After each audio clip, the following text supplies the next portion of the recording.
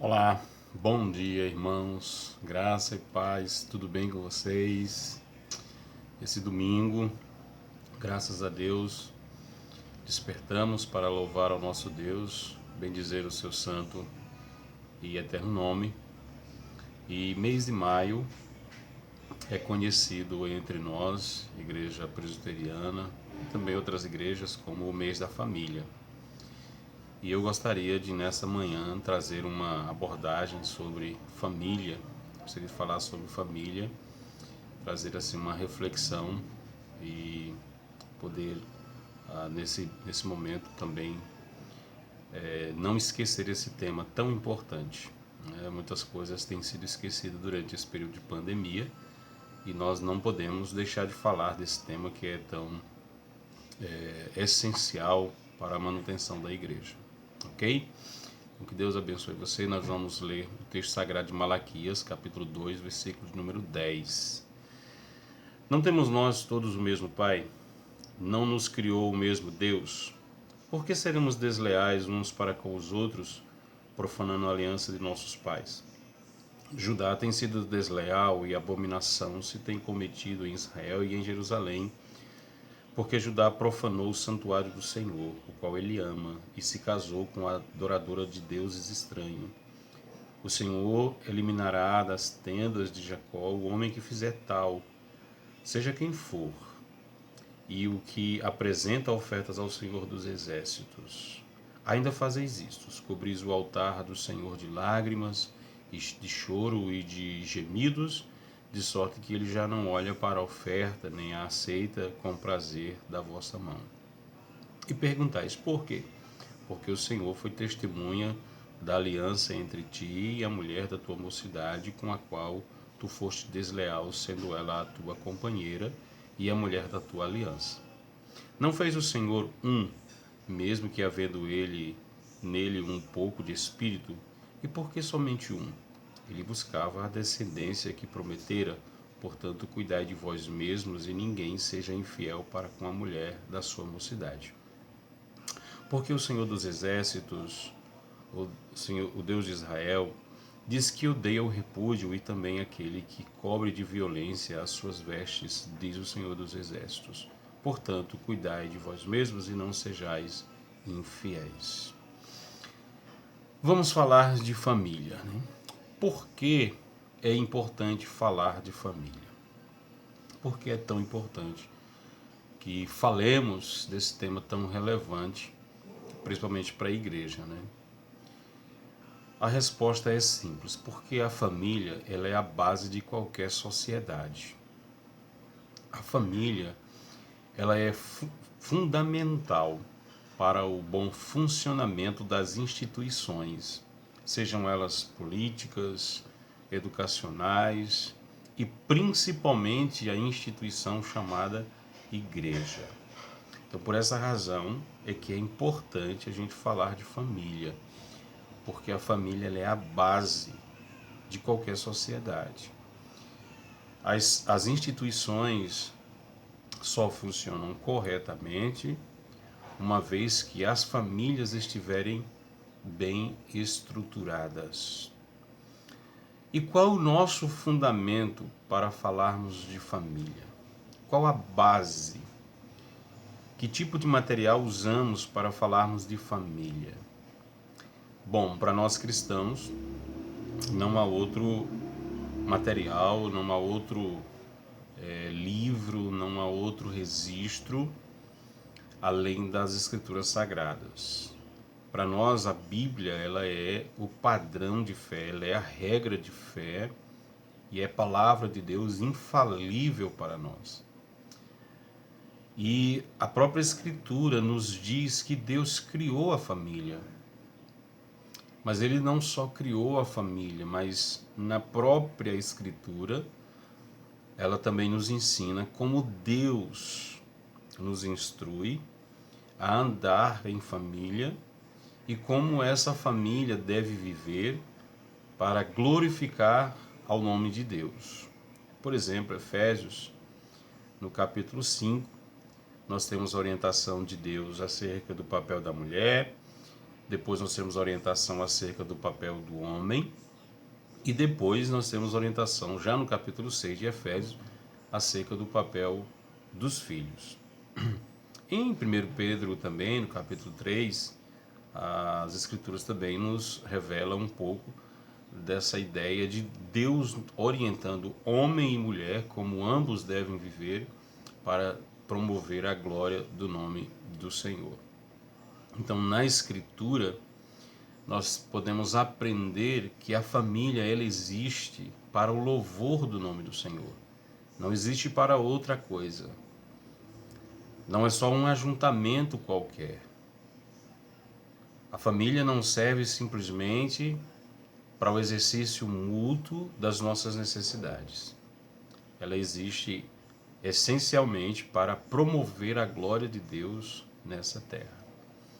Agora, nessa parte da Escritura que nós lemos, aqui, nós estamos vendo uma outra situação e não o louvor ao nome de Deus.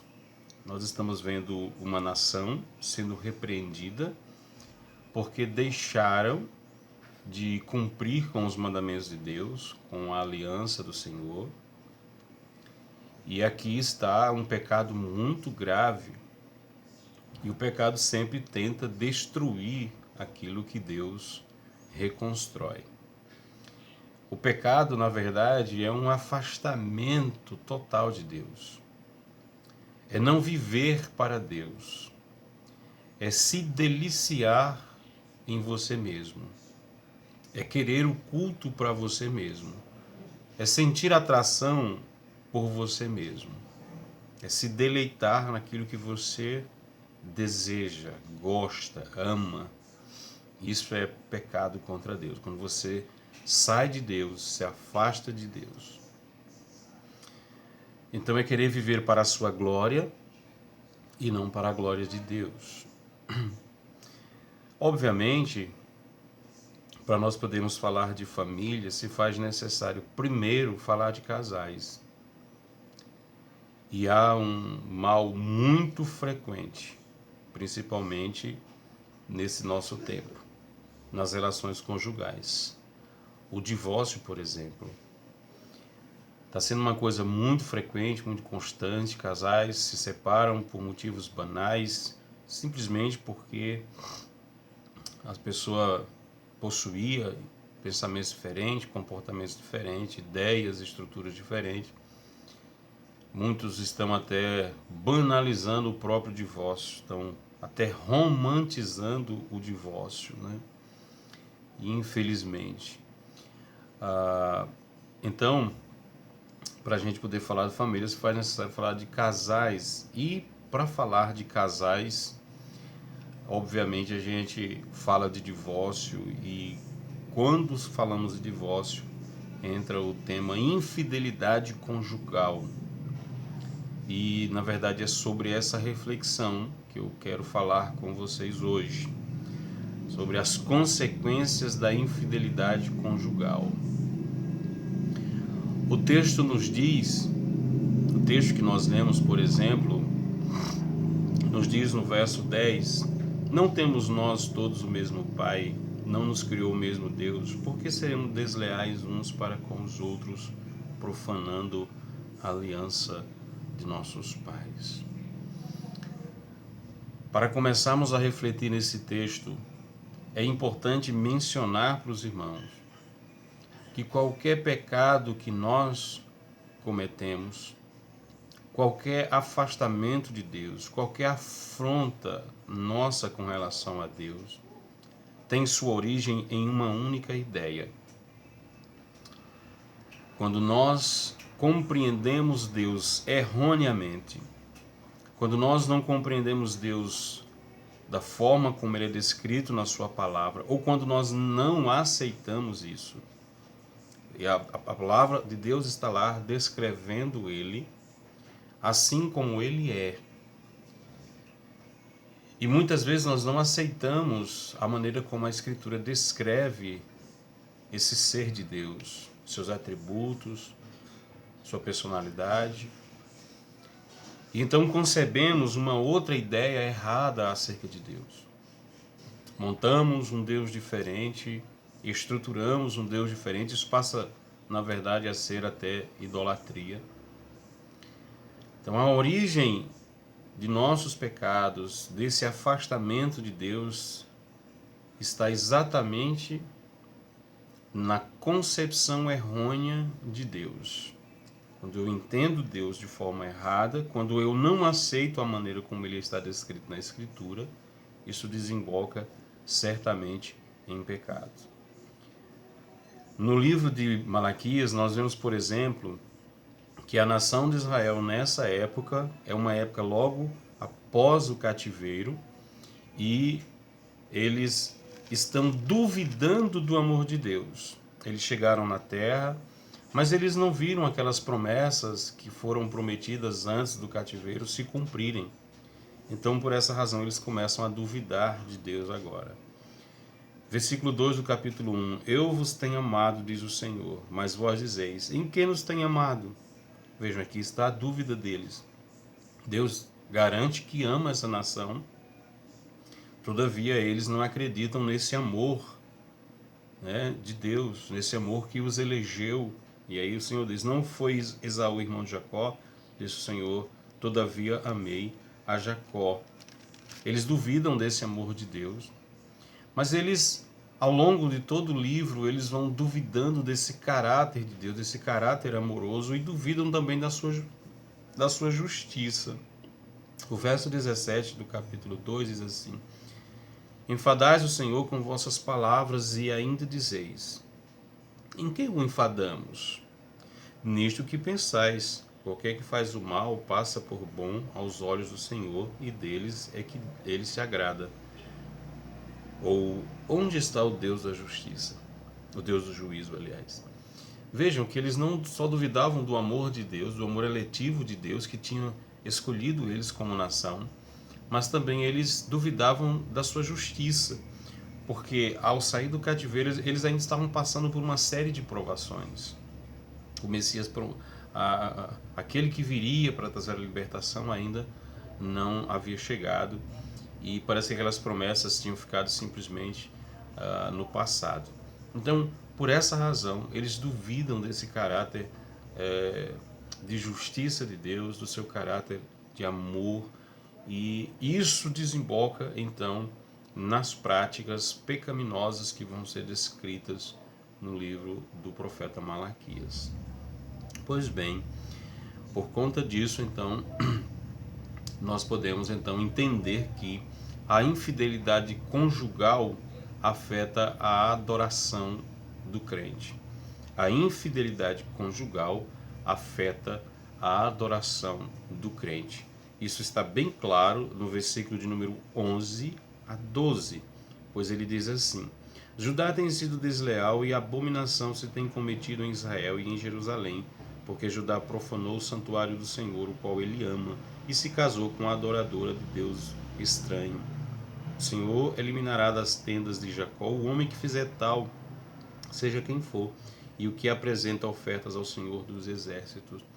Então, quando eles voltaram da terra prometida, os israelitas, o povo de Deus, o povo da aliança, acabaram se casando com outras mulheres de outras nações, mais especificamente mulheres samaritanas. No livro de Esdras nós vamos ter esse mesmo comportamento, e Esdras adverte-os seriamente de que eles devam deixar essas mulheres, porque essas mulheres eram naturalmente adoradoras de deuses estranhos, e essas mulheres iriam trazer a prática de um culto errado para dentro dos territórios de Israel. Isso aconteceu com Salomão. Salomão começou bem, começou recebendo orientação de Deus, palavras de Deus, porém, ao longo do caminho, Salomão se perde. Salomão casa-se com várias mulheres, parece que 600 princesas, 300 concubinas, não sei a ordem aí, mas o fato é que essas mulheres vieram para Israel e certamente trouxeram a prática cultica de outros deuses, de deuses pagãos. E aquilo começou a influenciar, por permissividade do rei, a prática de adoradores de Baal ou de outros deuses dentro dos territórios de Israel. E aqui está de novo a nação cometendo esse pecado, casando-se com mulheres de outras nações, e essas mulheres traziam seus deuses, suas práticas para dentro dos cultos. Eram pessoas que não podiam nem cultuar a Deus, porque não eram pessoas eleitas, não eram pessoas justificadas, salvas, então não tinham a liberdade de cultuar a Deus. E estar ali, misturado com o povo de Deus, sem a devida santificação, sem a devida preparação, era cometer abominação. É isso que diz o verso de número 11. Eles deixaram as mulheres hebreias, as filhas da aliança, as filhas do povo de Deus, para se casar com mulheres estranhas.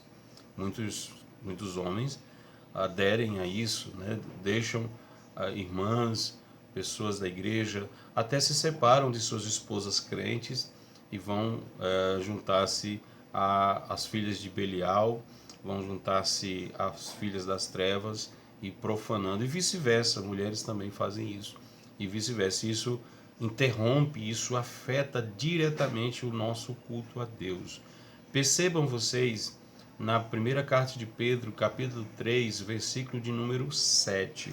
Eu vou ler, pois a palavra de Deus diz assim. Repete essa mesma ideia.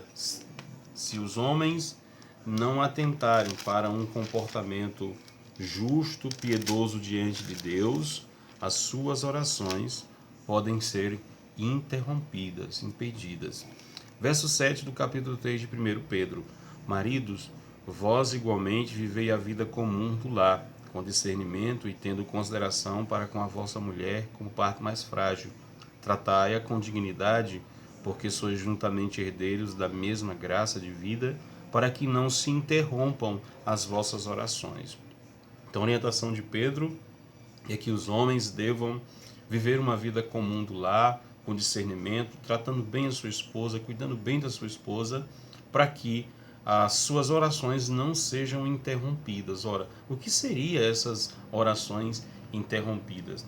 Quando há essa quebra de aliança, quando há essa infidelidade conjugal, Deus não se agrada. Se Deus não se agrada do nosso modo de vida, da nossa maneira de viver, se Deus não se agrada das nossas práticas como casal, como cônjuge, então jamais Ele irá ouvir as nossas orações, porque nós nos portamos nesses momentos como hipócritas diante de Deus, e Deus não aceita culto hipócrita. Essa é a ideia. Então, o culto de cônjuge infiel é a abominação a Deus. E também repleto de hipocrisias diante de Deus. O verso 13 diz que as pessoas faziam isso, abandonavam suas esposas e da família da aliança, casavam-se com outras mulheres, mas mesmo assim, numa situação dessas, eles iam para o culto, eles iam para a adoração.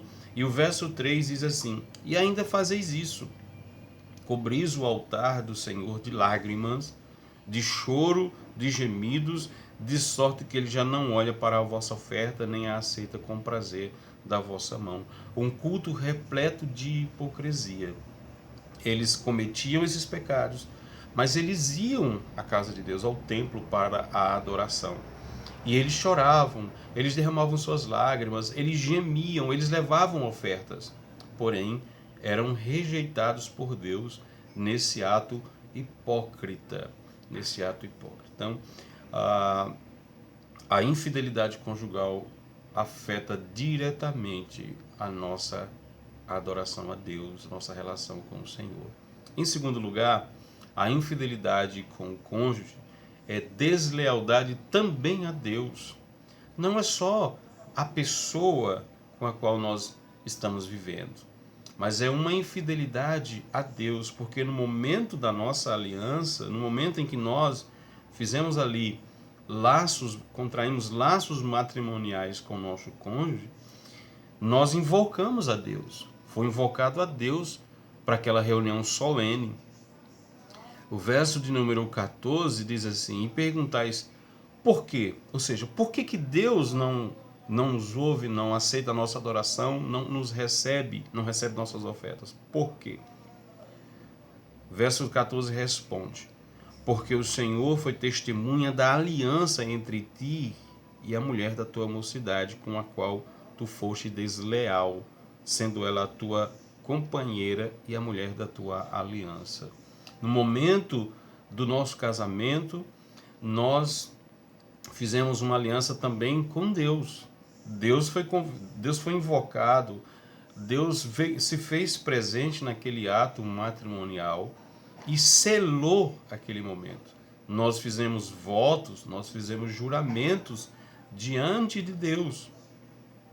Então, quando nós quebramos nossa promessa ao nosso cônjuge, também quebramos nossa promessa a Deus. Também interrompemos a nossa aliança com Deus. É por essa razão, então, que a infidelidade do cônjuge é uma infidelidade também contra Deus. É por isso que Deus está repreendendo, trazendo advertências a esse povo acerca desse relacionamento, desse compromisso. Então, ser infiel na relação é sair dos termos da aliança. A gente tem essa mesma ideia quando Deus fez essa aliança conosco, quando nos escolheu como povo seu. Não fomos nós que escolhemos a Deus. Nós não temos a condição de manter esses termos da aliança por conta da nossa natureza caída e pecaminosa. Deus exige perfeição, nós não somos perfeitos, nem temos como ser perfeitos. Deus exige santidade plena, nós não temos condições de sermos santos plenamente, perfeitamente. Então, quem segura os termos da aliança é Deus. Então, para fazer isso, ele fez por meio de Cristo, que é então o noivo, né? Aquele que mantém esse relacionamento de santidade, de amor para com a igreja, que é a sua esposa. A Bíblia descreve a igreja como, então, a esposa, a noiva adornada, aquela que irá se encontrar com o seu noivo, e que em Tito, o apóstolo Paulo nos diz que ele veio buscar um povo limpo, remido e de boas obras. Por várias vezes nas Escrituras, em Efésios, é descrito que essa noiva ela deve ser apresentada sem mácula, sem ruga, sem mancha. Ou seja, não pode haver por parte dos cristãos essa prática de abandono de Deus, abandono do seu cônjuge, infidelidade, e na tentativa de ainda manter um culto certo, correto, bíblico, sendo que nossas obras estão em desarmonia com os termos da aliança. Para concluir nossa reflexão de hoje, nós quero encerrar com 2 pontos. Primeiro, dizendo que o crente, por exemplo, ele deve compreender a Deus e os seus termos para poder frutificar em uma vida conjugal feliz. O cristão deve estudar as Escrituras, compreender Deus, aceitar os seus termos. Os termos de Deus não são os nossos termos. Os vossos pensamentos não são os meus pensamentos, diz o Senhor dos Exércitos. Uma vez que compreendendo e aceitando esses termos, então é possível que o cristão desfrute de uma vida conjugal feliz. E por último, a infidelidade, ela afeta diretamente no culto. Por isso nós devemos nos arrepender e mudar de atitude. Jesus, quando ensinava no Novo Testamento acerca da prática do culto, quando ele ensina sobre as ofertas, ele diz: quando você for levar uma oferta no altar e você perceber que seu irmão tem alguma coisa contra ti, deixa a tua oferta e vai se reconciliar. Porque nós só podemos cultuar a Deus quando nós estamos andando nos seus termos, quando nós estamos vivendo nos seus termos. Se nós diminuirmos isso, se nós tirarmos isso do centro, nós reduzimos Deus, reduzimos a santidade de Deus à nossa esfera. Nós tratamos Deus como um ser igual a nós, que tolera a todo custo nossas práticas, nossos pecados. O que nós precisamos fazer é nos arrepender. O que nós precisamos fazer é renunciar à prática da infidelidade conjugal, seja ela praticada fisicamente com outras pessoas, seja nas redes sociais, aonde for, essas práticas de infidelidade conjugal devem ser abandonadas e amar intensamente nosso cônjuge. Que Deus em Cristo abençoe a família da aliança, a família da fé. Um grande abraço, meus amados irmãos, e até a próxima.